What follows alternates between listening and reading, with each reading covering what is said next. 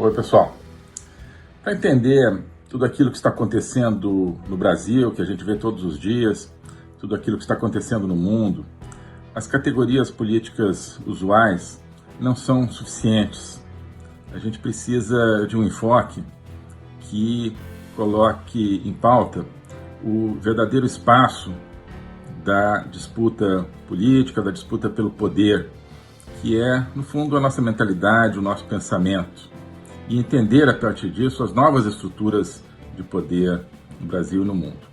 Essa é a proposta da Academia Folha Política, onde eu ofereço o meu curso de Logopolítica e onde você encontra também toda uma série de outros materiais, como a Agenda 2030, que é um programa semanal de análise da atualidade, e várias outras iniciativas, algumas que já estão lá e outras que estão por vir. Por isso, nesses dias agora, eu queria te convidar para se inscrever, se tornar membro desse projeto, que é um projeto de construção de um conhecimento sobre a realidade do poder, como entender, como resistir a um poder avassalador que está tentando dominar a nossa própria maneira de viver e maneira de pensar. Então, você pode aproveitar agora, nesses dias de carnaval, a promoção da Academia Folha Política.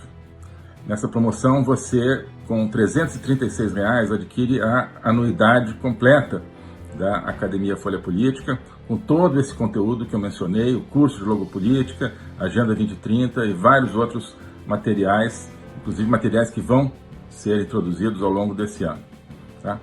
Então, para entrar nesse projeto com essas condições especiais, R$ 336 por ano, para ser membro dessa academia, basta clicar aqui na descrição, no link, e entrar nessa aventura de conhecimento e de transformação. Tá bom? Um abraço. Então, o Sebastian Gorka, tá? É um excelente escritor, articulista, estrategista, republicano, enfim, apoiador de Trump, obviamente. E ele falou algo, não no CPEC aberto, mas no almoço fechado, ele participou, pude participar também, porque isso é outra coisa muito interessante do CPEC, eles promovem, né, almoços e jantares ali à margem do evento, e a gente conversa mais a fundo com muitas pessoas, e participei de vários desses, um deles estava o Sebastian Gorka. Isso é uma frase dele que eu vou repetir aqui, mas que me chamou a atenção. Nós não podemos dobrar os joelhos para o establishment. Tá? Isso, né, acho que tem que ressoar na nossa caixa torácica civilizacional também. Né? Não podemos dobrar os joelhos para o establishment. Quando você dobra os joelhos para o establishment, um pouquinho você não consegue mais se levantar. O Trump, tão criticado, Trump nunca dobrou os joelhos para o establishment. Por isso que ele é tão vigoroso politicamente hoje. Depois de tudo que aconteceu, processos e a destruição de caráter dele pela mídia o tempo todo, né? Ele continua de pé e tem imensa chance de vencer essa eleição. Por quê? Porque ele nunca dobrou os joelhos para o establishment, nunca pediu desculpas para o establishment. Tá? Eu acho que essa lição é fundamental. Bom, outro aspecto interessante que surgiu, que eu queria comentar, uma coisa que é conduzida pela Fundação Heritage, que é o principal think tank conservador americano. A Heritage criou, ou melhor, está coordenando, junto com outras entidades, um negócio chamado Projeto 2025. O que é isso? É a ideia de que se um presidente republicano, certamente vai ser Trump o candidato, ganhar a eleição em novembro, ao assumir em janeiro de 2025, precisa ter já na mão uma lista com milhares de pessoas de confiança para colocar todos os cargos necessários na administração. Se identificou claramente que em 2017, quando o Trump começou, não havia isso. Então ficaram ali muitos cavalos de Troia, muitos vírus infectando o sistema, sabotadores, pessoas que trabalharam contra o Trump o tempo inteiro, em todas as agências. Então, agora, a ideia é ter, né, já identificado pessoas com ideias compatíveis com o projeto, com capacidade de atuação e tudo isso. E no evento, quer dizer, nessa conversa sobre o projeto 2025, no evento como um todo, me chamou a atenção como os republicanos têm gente, né, como o conservadorismo americano tem gente boa. Políticos extremamente articulados, corajosos para falar, para transmitir ideias, mas não só, né, comunicadores, dezenas de comunicadores, ativistas, pessoas que acompanham toda a agenda, por exemplo, o tema de aborto, o tema de defesa da vida, outro do tema de OMS, outro do tema de segurança, de Irã, e assim por diante, né? Tem pessoas que se especializam com capacidade de análise, também com visão de conjunto, além da especialidade, com garra, falei disso no tweet que eu fiz. Isso é fundamental, na vida você não faz nada sem garra, você tem garra. Né? Entrar em campo e morder a bola, comer a bola, como se dizia. Tem muita gente querendo isso entre os conservadores americanos. Né? Então, capacitação e vontade de fazer as coisas. Sim, falei de OMS, uma das pessoas interessantes que eu conheci, que eu conversei, é o Frank Gaffney, que, inclusive, ele está distribuindo aqui. Onde é que está o badge que eu ganhei? Vou pegar aqui rapidinho. É isso aqui. Então, WHO, né? OMS, né? Né?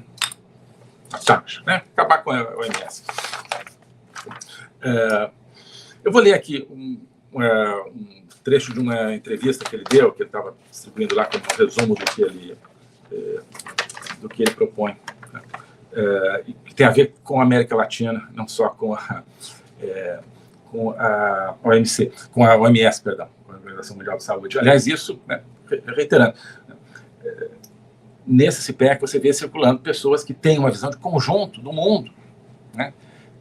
Que veem que, olha, os problemas, né, estão atacando a democracia no Brasil, na Bolívia, estão ligados aos problemas que estão movimentando os agricultores na Europa, está ligado aos problemas que estão preocupando as autoridades municipais americanas, né, digamos, assoberbadas pela imigração, por exemplo, tem a ver com as ameaças à existência de Israel. Tudo isso está interligado, tem a ver com a OMS, portanto. Então, vou ler aqui o que ele falou. Por décadas, diz o Frank Gaffney, Gaffney é Gaffney, por décadas, estou traduzindo aqui à medida que eu leio, né? As políticas dos Estados Unidos trataram a América Latina com indiferença benigna. Sob o governo Biden, entretanto, essa atitude se tornou maligna, em detrimento da liberdade e em benefício do Partido Comunista Chinês e seus aliados colonialistas e subversivos. Tá? Não deixa assim, né? Não tem meias palavras. Isso é bom também. É muito, né, muito animador, reconfortante você ver pessoas falando as coisas que pensam. Né? Assim, não pode falar isso, isso né, não é prudente, é sofisticado. Não tem prudente e sofisticado aqui no CIPEC. Tá? Então, os Estados Unidos, então, hoje tem com Biden tem uma política maligna para a América Latina, que está deixando a América Latina, né, ser colonizada pelo Partido Comunista Chinês. Enfim, aí ele fala, né, que o Milei estaria lá no CIPEC e tal, e ele diz o seguinte: nós e os lutadores pela liberdade, né, os Freedom Fighters, através de todas as Américas e do mundo todo, né, precisamos nos apoiar, né, e precisamos do apoio dos países latino-americanos. Então, agora em maio, as nossas nações serão instadas a ceder, a entregar a soberania dos seus países para o Partido Comunista Chinês para a governança global, para a agenda de governança global, entre aspas, ao permitir que a OMS, Organização Mundial de Saúde, dite as suas políticas de saúde, através do acordo que está sendo negociado desde 2022, se não me engano. Em função disso, eles, olha, os Estados Unidos precisam sair, deixar de pagar a Organização Mundial da Saúde. Tá? Só para colocar, então, aqui um exemplo do tipo de coisa que está sendo analisado no CIPEC, portanto, sem meias palavras, sem sofisticação. Tá? Um outro contrato que eu fiz, e aí foi assim, mais reservado, que eu não vou, infelizmente, dizer o nome da pessoa, mas é um americano, que é um grande estrategista, e se Trump ganhar a eleição, certamente será um grande estrategista, inclusive para a América Latina, mas não só para a América Latina. Então, mas basicamente, ele está trabalhando com um modelo de explicação de como estão sendo criados partidos, regimes totalitários, a partir de modelos democráticos, seja nos Estados Unidos, seja na América Latina, seja na Europa também.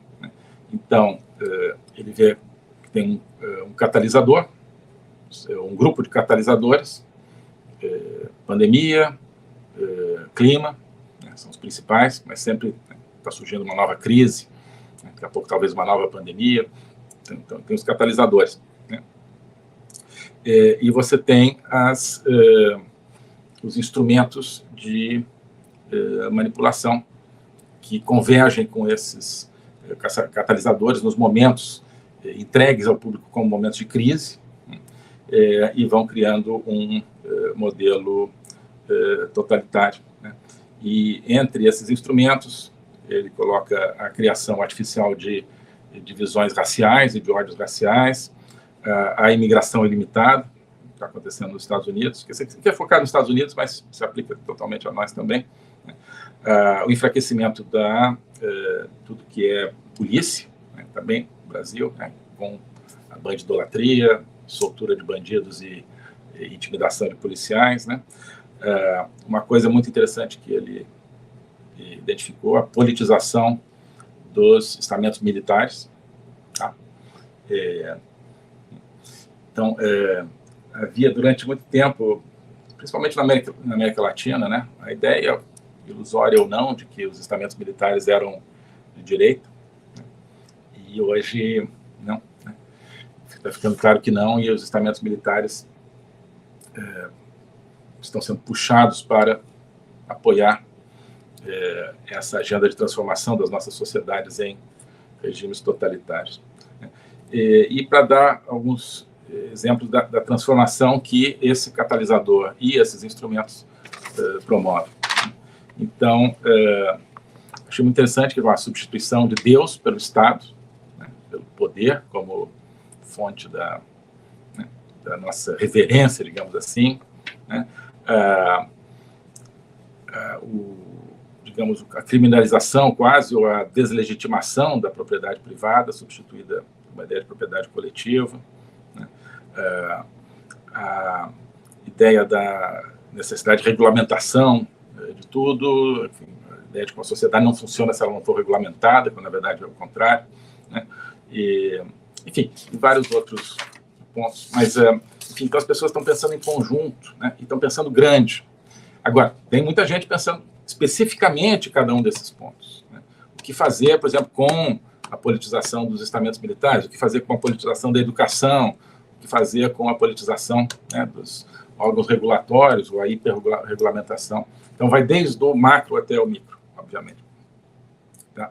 Bom, já quero passar para a Paulista, mas antes o seguinte, Trump. Tá? Trump fez o principal discurso no dia de encerramento do CIPEC. Ele estava previsto para falar estava previsto para falar meia hora, estavam dando assim uma hora como folga na programação, acabou falando 1h30. Tá? Falou 1h30, um auditório absolutamente cheio, não é nem auditório, como eu falei, assim, cabe mais gente do que num ginásio, e um auditório entusiasmado, um público entusiasmado, e falou durante 1h30. Isso já é um primeiro fato, né? Ele mostrou que ele é capaz de subir num palco e falar durante 1h30, né, com coerência, de maneira interessante, de maneira engajante. A maior parte, mais de 2/3, eu acho, sem script, né? Não estava. No começo eu estava lendo teleprompter, depois não. Falando de improviso durante 1h30. Sendo engraçado, contando história e, ao mesmo tempo, falando de pontos do seu programa, com pertinência, com coerência, portanto. Um óbvio contraste com, a gente sabe que tem, o quem, né? O Biden, inclusive, ele fez, né, repetidamente troça do Biden, ele tem um domínio de palco impressionante, acho que ele quis mostrar isso, domínio de palco, a capacidade de elocução, de falar com diferentes tons, às vezes brincando, às vezes sério, né, sempre mantendo a atenção do público, um orador extraordinário. Então, contraste com o Biden já na forma, né, e contraste com o Biden no conteúdo, né.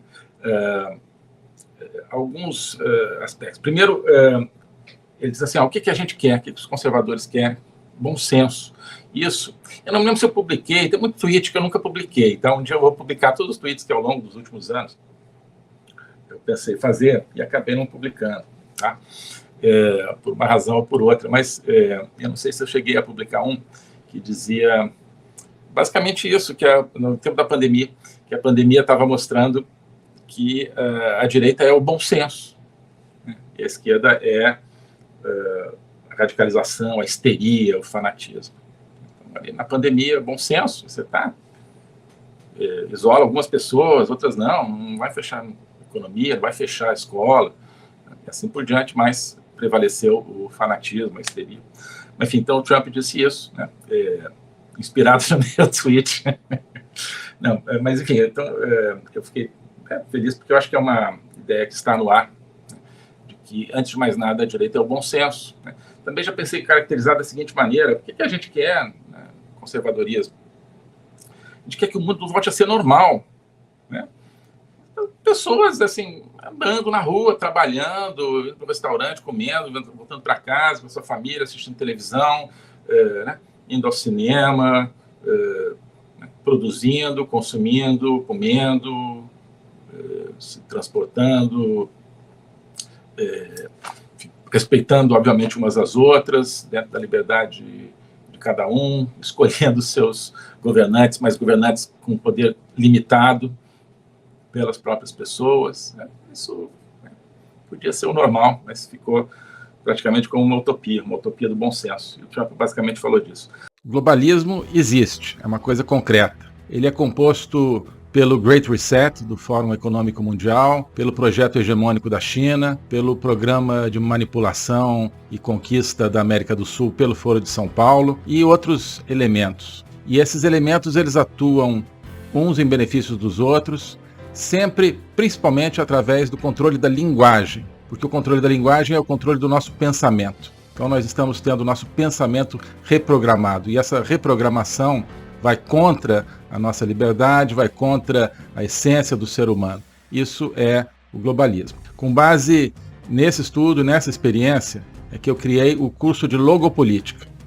Toda semana eu dou aulas sobre geopolítica, literatura, filosofia, cultura de um modo geral, tudo isso em conjunto formando um espaço de conhecimento que eu denomino a logopolítica, para nós não apenas entendermos a ameaça do globalismo, mas podermos nos contrapor a ela. Se você quiser entrar nesse projeto de conhecer o globalismo e enfrentar o globalismo, clique aqui.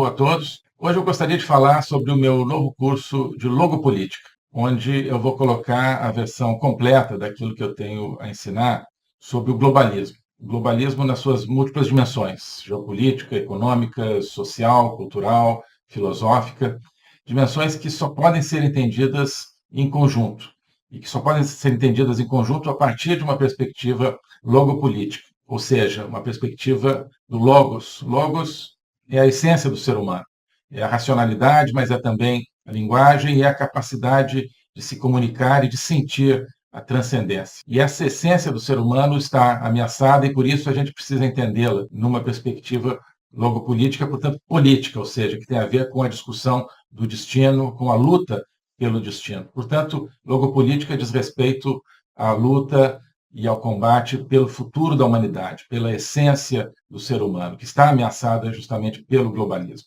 Ensinar isso, para mim, é uma missão que eu quero compartilhar com vocês. É uma aventura intelectual para a qual eu quero convidar vocês, uma aventura que é fundamental para que possamos participar da luta justamente por um mundo verdadeiro, por um mundo autêntico, por um mundo que preserve a essência do ser humano, um destino de uma humanidade livre, de uma humanidade aberta justamente ao Logos e a toda a sua complexidade. Nesse curso você vai entender esses grandes combates, quais são as ideias que estão por trás daquilo que ameaça essa essência do ser humano, as grandes ideias que estão se confrontando, quais são as ideias que precisam ser mobilizadas justamente para a defesa, para a preservação dessa nossa essência. Portanto, é preciso entender as discussões filosóficas que não são puramente abstratas, que têm a ver, que têm efeitos diretos na nossa vida diária. Então, quando nós vemos os fenômenos da inflação, da guerra, da carestia, de várias carências no mundo de hoje,